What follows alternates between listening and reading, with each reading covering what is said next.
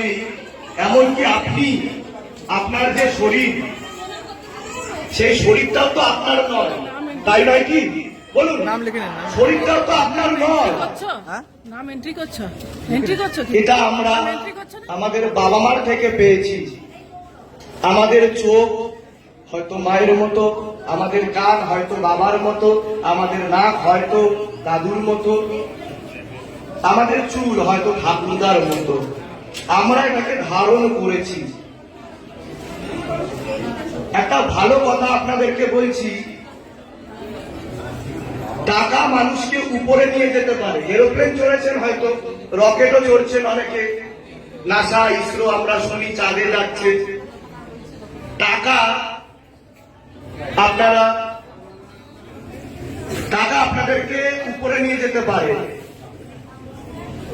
তাই না? টাকা আপনাদেরকে উপরে নিয়ে যেতে পারে, কিন্তু আপনারা টাকাকে উপরে নিয়ে যেতে পারবেন না। কি তাই তো? পারবেন কেউ? আপনাদের শরীরটাই তো আপনাদের সাথে থাকছে না, যাচ্ছে কি? দেখুন, আমরা যখন রাত্রিবেলা ঘুমোই তখন আমাদের কত চিন্তা থাকে। আমরা প্ল্যানিং করি, অ্যালার্ম দিয়ে শুই, ভোরবেলা উঠে কি কি করবো, কি কি কাজ পড়ে আছে, মোহমায় আবদ্ধ থাকি।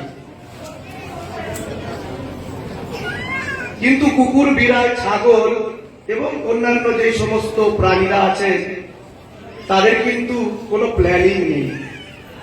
আমরা মানুষ, মানে আমাদের মান এবং হুঁশ আছে, আমাদের একটা উন্নত মস্তিষ্ক আছে।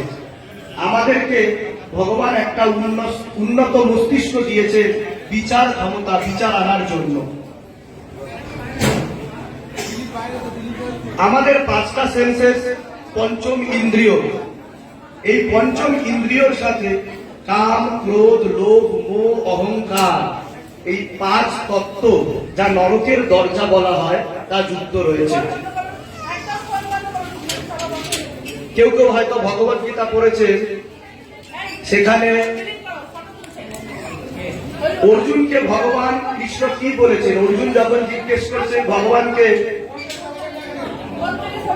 হে ভগবান, আমি আমার মনকে নিয়ন্ত্রণ করতে পারছি না, কিভাবে আপনার দিকে লাগাবো? তখন ভগবান কৃষ্ণ বলছেন,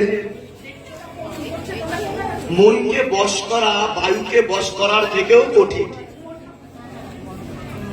কারণ এই মন আমাদের পঞ্চম ইন্দ্রিয় হরণ করে নেয়, যা নরকের পাঁচটা দরজার সাথে যুক্ত হয়ে আছে।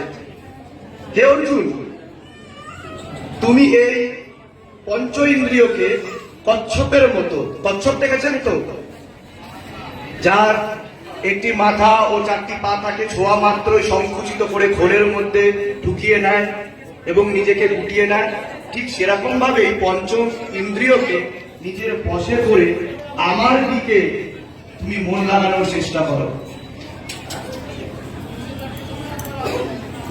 তো আমি এটুকুই বলবো, আমি ভক্তিভাব বাড়াতে চাইছি আপনাদের। কোন দাঁড়ে দাঁড়ে আপনাদের ঘুরতে হবে না সমস্যা নিয়ে। আপনারা বাড়িতে গিয়ে শিবধামের ছবি প্রতিষ্ঠা করুন। হরগৌরী, শিব পার্বতীকে নিজেদের মনের দরজায় দাঁড় করিয়ে তাদের চোখের দিকে একবার বলে দিন, হে শিবশম্ভু, আজ থেকে আপনি আমার, আমি আপনার। ব্যাস, সেদিন থেকে সব সমস্যার সমাধান। কোনো দাঁড়ায় ঘুরতে হবে না। শিবধাম শেখায় যে আপনারা সমস্যা নিয়ে দরজায় দরজায় ঘোরেন। আসল কথা কি জানেন? মানুষ সমস্যায় পড়লেই হয়তো ভগবানের কথা স্মরণ করে, এছাড়া করে না। সে কারণে আজকে আমরা এত সমস্যার মধ্যে রয়েছি, এত জর্জরিত। আপনি যদি আপনার অন্তর দৃষ্টির কেন্দ্রবিন্দু দিয়ে তাকে স্মরণ করার চেষ্টা করে, তাহলে অবশ্যই তিনি ভিতর থেকে সাড়া দেবেন। এবং শিবধামের কাজ কিন্তু আপনাদের মধ্যে শিবকে জাগিয়ে তোলা, শিব তত্ত্বকে জাগিয়ে তোলা, এটাই একমাত্র শিবধামের কাজ। আমাদের বিভিন্ন ধর্ম আছে, আমি কি বললাম, মহাদেব সব ধর্মের ঊর্ধ্বে। তিনি হচ্ছেন আদি সত্য, আদি পুরুষ, আদি যোগী। ধর্মকে ধারণ করা যায়, কিন্তু এনাকে তো ধারণ করা যায় না। এনাকে আপনি অনুসন্ধান করতে পারেন, উপলব্ধি করার চেষ্টা করতে পারেন। কেউ আজ পর্যন্ত মহাদেব শিবশম্ভুকে পুরোপুরি উপলব্ধি করে উঠতে পারেনি। অনেকেই বলেন যে ব্রহ্মা বড়, বিষ্ণু বড়, না শিব বড়।